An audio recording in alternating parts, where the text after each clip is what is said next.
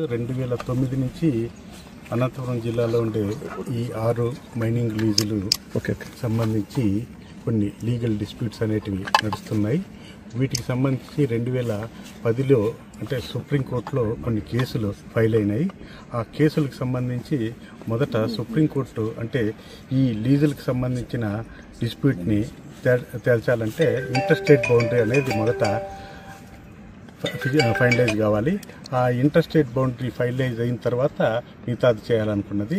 ఈ interstate బౌండరీని finalise చేయడానికి supreme court surveyor general of ఇండియాకి వారు నోడల్ ఏజెన్సీ వారి ద్వారా ఫైనలైజేషన్ జరిగింది. దానికి 2022లో 2 రాష్ట్రాలు ఒప్పుకున్నాయి.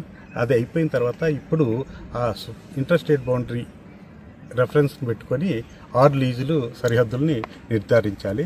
సుప్రీంకోర్టు గత నెలలో ఒక ఇంటీరియం ఆర్డర్ ఇచ్చింది. 3 నెలల కాలపరిమితుల్లో వీటన్నిటిని ఫిక్స్ చేసి రిపోర్ట్ సబ్మిట్ చేయమని. ఇది ఫిక్స్ చేయడానికి ఒక retired supreme court judge Sudhanshu Dhulia ఆధ్వర్యంలో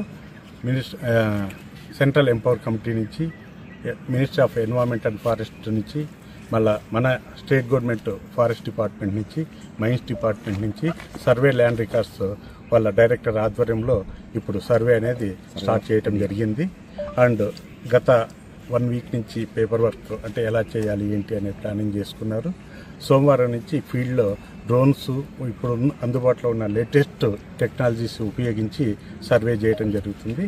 ఈ సర్వే అయిపోయిన తర్వాత మళ్ళీ నెక్స్ట్ నవంబర్లో జడ్జి గారు కానీ ఇక్కడికి వచ్చే అవకాశం ఉంది.